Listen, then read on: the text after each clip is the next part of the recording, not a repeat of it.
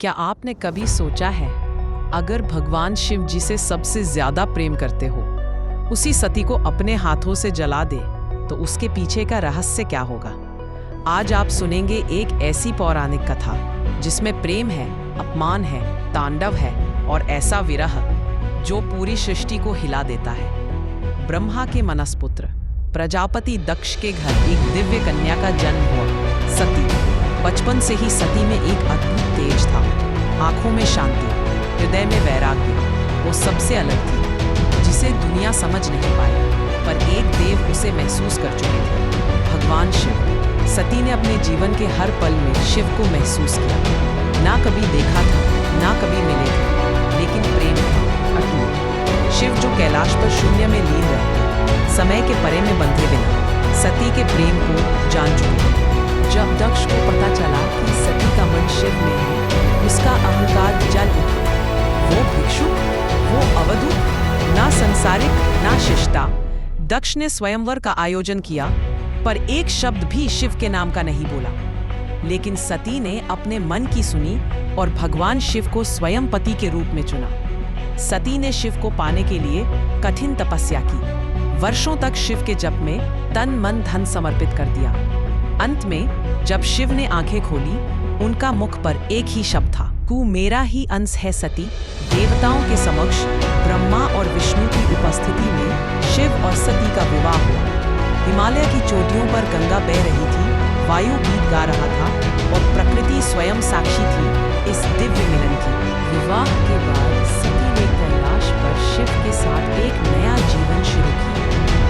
हर दिन ज्ञान और शक्ति का संबंध, पर शिव जानते थे कुछ अधूरा अभी भी बाकी है।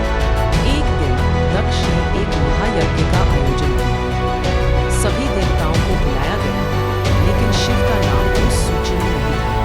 ये एक साजिश थी, एक अनुमान था जो सती तक पहुंचा। सती का हृदय विचलित हुआ। उन्होंने शिव से प्रार्थना की, मैं अपने पिता के यज्ञ में जाकर उनका मन बदलना चाहती हूँ। शिव ने मना किया, कहा, जहाँ अपमान हो वहाँ जाना अज्ञान है। लेकिन सती ने कहा, मैं एक पुत्री भी हूँ। सती ने शिव के विरोध के बाद भी अपना निर्णय लिया। अकेली कैलाश से चली, हृदय में आशा लेकर कि पिता समझेंगे। लेकिन यज्ञ स्थल पर उनका स्वागत नहीं हुआ, बल्कि पिता दक्ष ने सबके सामने शिव का अपमान किया। दक्ष के मुख से निकले शब्द जैसे सती की उन्होंने सबके समक्ष कहा, जो तुम्हारे शिव वो देव नहीं, वो तो एक अधूरी है। सती ने आंख उठाकर सबको देखा और बस इतना कहा, जहाँ शिव का अपमान वहाँ मेरी देव रह नहीं सकती। सती ने अपनी आत्मा का समर्पण किया शिव। यज्ञ स्थल में एक शब्द नहीं, सिर्फ आग और उस आग में शक्ति और प्रेम का त्याग। जब नदी ने देखा कैलाश में, शिव ने बस आंख और जब उस सृष्टि में ज्वाला से जन्म हुआ वीरभद्रा, एक ऐसा वीर जिसका एक ही लक्ष्य था, दक्ष का विनाश। वीरभद्र ने सब कुछ तोड़ दिया। यज्ञ का मंडप, वेद पुस्तकें, स्वाहा की आग, सब रख हो गया। देवता भाग गए और दक्ष का मस्तक धरती पर आ गिरा। पर यह आक्रोश भी शिव का शोक कम न कर सका।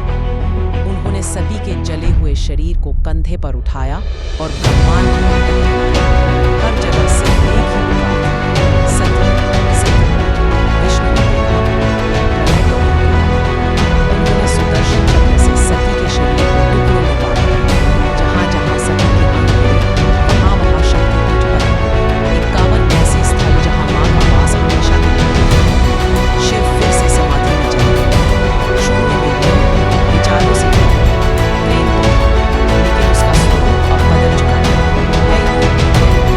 हिमालय के घर में चेहरा नहीं नयन माँ ने भी तपस्या की और शिव ने पहचाना ये सती है जो पुनर्जन्म लेकर आई है। शिव ने पुनः विवाह किया, लेकिन इस बार ज्ञान और विरक्ति के साथ, और एक नए युग का आरंभ हुआ। ये कहानी सिर्फ प्रेम की नहीं, ये कहानी है त्याग की, अपमान की, पुनर्जन्म की। इसमें भक्ति है, शक्ति है और एक रहस्य जो हर युग में नया रूप धारण करता है। जहां सती के आंसू गिरे वहां शिव का तांडव बजता है और ये रहस्य कभी समाप्त नहीं होता। जब प्रेम स्वयं भगवान को रुला दे तो समझ लीजिए वो कहानी सिर्फ कहानी नहीं, एक रहस्य है। अगर आप भी शिव सती के प्रेम को अपने दिल में महसूस कर पाए